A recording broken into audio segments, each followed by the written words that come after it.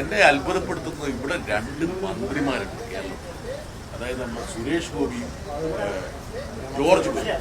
സുരേഷ് ഗോപിയാണെങ്കിൽ കിരീടം കൊടുത്ത് വോട്ട് മേടിച്ച് വന്ന ഒരാളാണ്. ജോർജ് കുര്യനാണെങ്കിൽ കത്തോലിക്ക സഭയുടെ പേരിൽ മന്ത്രിസ്ഥാനം BJP തരപ്പെടുത്തിയ ആൾക്കാരാണ്. രണ്ടുപേർക്കും ഈ പറയുന്ന ക്രൈസ്തവ ന്യൂനപക്ഷമായിട്ട് ബന്ധമുണ്ട്. ബന്ധമെന്ന് പറഞ്ഞു കഴിഞ്ഞാൽ ക്രൈസ്തവ ന്യൂനപക്ഷത്തെ ഉപയോഗിച്ച് നേടിയ രണ്ട് മന്ത്രിസ്ഥാനങ്ങൾ. കമാന്നൊരക്ഷരം പറയുന്നത്, കമാന്നൊരക്ഷരം. ഇത്രയും ദിവസമായിട്ട് സുരേഷ് ഗോപി വാ തുറന്നിട്ടില്ലല്ലോ. നിങ്ങൾ പോയി ചോദിച്ചല്ലോ, ചോദിച്ചിട്ടില്ല, സൂക്ഷിച്ച് ചോദിച്ചാൽ മതി. എന്താ കാരണം എന്ന് വെച്ചാൽ പുള്ളി എന്താ പറയാന്ന് പറയാൻ കഴിയില്ല. എന്താ കാരണം എന്ന് വെച്ചാൽ ജോർജ് കുര്യനോട് ചോദിച്ചപ്പോൾ ജോർജ് കുര്യൻ എന്താ പറഞ്ഞത്? ജോർജ് കുര്യൻ ഈ അക്രമത്തെ ന്യായീകരിക്കുകയാണ് ചെയ്തത്. അതായത് ഈ അക്രമത്തെ ന്യായീകരിക്കാനും എന്തെങ്കിലും ഇല്ലാതെ അവിടെ നടക്കുമോ എന്നുള്ള ഒരു ധാർഷ്ട്യം നിറഞ്ഞ ചോദ്യമാണ് ജോർജ് കുര്യൻ ചോദിച്ചത്. അതുകൊണ്ട് എൻ്റെ ഒരു അഭിപ്രായം, ഈ രണ്ട് മന്ത്രിമാരും അവരുടെ നിശബ്ദത ബന്ധിച്ച് അവരുടെ നിലപാടെന്താണെന്ന് വ്യക്തമാക്കണം. രണ്ട് കന്യാസ്ത്രീകളെ ജാമ്യത്തിലിറക്കാൻ വേണ്ടി ശ്രമിച്ചു എന്ന് അവകാശപ്പെടുന്ന അമിത്ഷാ എന്താണ് ഇക്കാര്യത്തിൽ പറയുന്നതെന്ന് അറിയാനും ഞങ്ങൾക്ക് ആഗ്രഹം. ജോൺ ബ്രിട്ടാസ് MPയുടെ വാക്കുകളാണ് പ്രേക്ഷകർ കേട്ടത്. അദ്ദേഹം രാജ്യസഭയിൽ നിന്ന് പുറത്തിറങ്ങി മാധ്യമങ്ങളോട് സംസാരിക്കുകയായിരുന്നു. രാജ്യസഭയിൽ അദ്ദേഹം ഉയർത്തിയ വിഷയവും സമാനമായിരുന്നു. ഒഡീഷയിൽ കന്യാസ്ത്രീകൾക്ക് എതിരെയുണ്ടായ അതിക്രമത്തെ കുറിച്ച് തന്നെയായിരുന്നു. കുറച്ച് ദിവസം മുമ്പാണ് ഛത്തീസ്ഗഡിൽ നിന്ന് സമാനമായ വാർത്ത നാം കേട്ടത്. ഇപ്പോഴിതാ ഒഡീഷയിൽ. ജോൺ ബ്രിട്ടാസ് ചോദിക്കുന്നു, കേരളത്തിൽ നിന്ന് 2 മന്ത്രിമാരുണ്ട്. ഒരു മന്ത്രി ക്രൈസ്തവ മതവിഭാഗത്തിൽപ്പെട്ട ആൾ തന്നെയാണ്. അദ്ദേഹം ഒരക്ഷരം മിണ്ടുന്നില്ല, ഈ പ്രശ്നത്തിൽ ഇടപെടുന്നേയില്ല. മറ്റൊരാൾ തൃശ്ശൂരിൽ നിന്ന് ജയിച്ച് MP ആയി കേന്ദ്രമന്ത്രിയായ സുരേഷ് ഗോപിയാണ്. അദ്ദേഹത്തെ എവിടെയും കാണാനില്ല. ജോൺ ബ്രിട്ടാസിന്റെ ചോദ്യം, തെരഞ്ഞെടുപ്പിന് മുമ്പ് പള്ളികളും അരമനകളും കയറിയിറങ്ങിയ ആളായിരുന്നു സുരേഷ് ഗോപി. നമ്മുടെ മുന്നിൽ ദൃശ്യങ്ങൾ ഇപ്പോഴും പ്രേക്ഷകരുടെ മനസ്സിലേക്ക് വരുന്നുണ്ടാകും. സ്വർണ്ണക്കിരീടം ചാർത്തുന്നു മാതാവിന്, പള്ളികളിൽ പോയി മുട്ടിലെറിയുന്നു, വാഴക്കുല സമർപ്പിക്കുന്നു, മെഴുകുതിരി കത്തിച്ച് പ്രാർത്ഥിക്കുന്നു. ഇതൊക്കെ നാം കണ്ടതാണ്.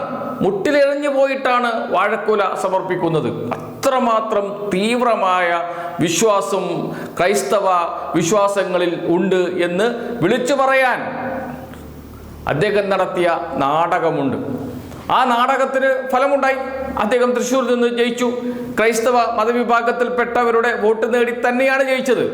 ഇപ്പോഴിതാ ഇന്ത്യയിൽ ക്രൈസ്തവ മതവിഭാഗം വലിയ തോതിലുള്ള അതിക്രമങ്ങൾ നേരിടുകയാണ്.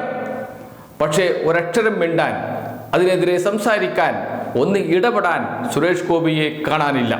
അതുകൊണ്ടാണ് ചോദിച്ചത് ജോൺ ബ്രിട്ടാസ്, എവിടെ പോയി സുരേഷ് ഗോപി, എവിടെ പോയി ജോർജ് കുര്യൻ എന്ന കേന്ദ്രമന്ത്രി എന്ന്. ഇതൊരു ഭാഗത്ത് നടക്കുന്നു. മറുഭാഗത്തോ ഛത്തീസ്ഗഡിൽ 2 കന്യാസ്ത്രീകളെ അറസ്റ്റ് ചെയ്ത് ജയിലിലടച്ച സംഭവം നടന്ന ഉടനെ സംസ്ഥാന BJPയുടെ അധ്യക്ഷൻ രാജീവ് ചന്ദ്രശേഖർ ഇടപെടുന്നുണ്ട്. അദ്ദേഹം വാർത്താ സമ്മേളനം വിളിക്കുന്നുണ്ട്. അദ്ദേഹം ഛത്തീസ്ഗഡ് മുഖ്യമന്ത്രിയുമായി ബന്ധപ്പെടുന്നുണ്ട്. അദ്ദേഹം കേന്ദ്ര ആഭ്യന്തര വകുപ്പ് മന്ത്രിയുമായും പ്രധാനമന്ത്രിയുമായും ബന്ധപ്പെടുന്നുണ്ട്. അങ്ങനെ അദ്ദേഹം ഒരു ഉറപ്പ് വാങ്ങുന്നുണ്ട്, കന്യാസ്ത്രീകളെ ജയിൽ മോചിതനാക്കും എന്നും. കന്യാസ്ത്രീകളുടെ ജാമ്യാപേക്ഷയെ സംസ്ഥാന സർക്കാർ എതിർക്കില്ല എന്നും. അവസാനം സംസ്ഥാന സർക്കാർ എതിർത്തു എന്നത് മറ്റൊരു കാര്യം. എന്നിരുന്നാലും ജാമ്യം കിട്ടി കന്യാസ്ത്രീകൾക്ക്. അതിന്റെ ക്രെഡിറ്റ് എടുക്കാൻ അരമനകളിലേക്ക് യാത്ര ചെയ്യാൻ തയ്യാറെടുത്ത് നിൽക്കുകയായിരുന്നു രാജീവ് ചന്ദ്രശേഖർ. അതോടൊപ്പം തന്നെ ചില ക്രൈസ്തവ മതവിഭാഗങ്ങൾ BJP ഓഫീസിലെത്തി രാജീവ് ചന്ദ്രശേഖറിന് കേക്ക് കൊടുക്കുന്ന കാഴ്ചയും നാം കണ്ടതാണ്. ലഡു വിതരണം ചെയ്യുന്ന കാഴ്ചയും നാം കണ്ടതാണ്. എന്ന് വെച്ചാൽ രാജീവ് ചന്ദ്രശേഖർ സജീവമായി ഇടപെട്ടിരുന്നു എന്നർത്ഥം. ഇടപെട്ടു എന്ന് ആളുകളെ ബോധിപ്പിക്കാനെങ്കിലും അദ്ദേഹം ശ്രമിച്ചിരുന്നു. പക്ഷെ ഇപ്പോൾ ഇടപെടുന്നില്ല. എന്തുപറ്റി? ഛത്തീസ്ഗഡിൽ നടന്നതിനേക്കാളും ക്രൂരമായ അതിക്രമമാണ് ഒഡീഷയിൽ നേരിടേണ്ടി വന്നത്.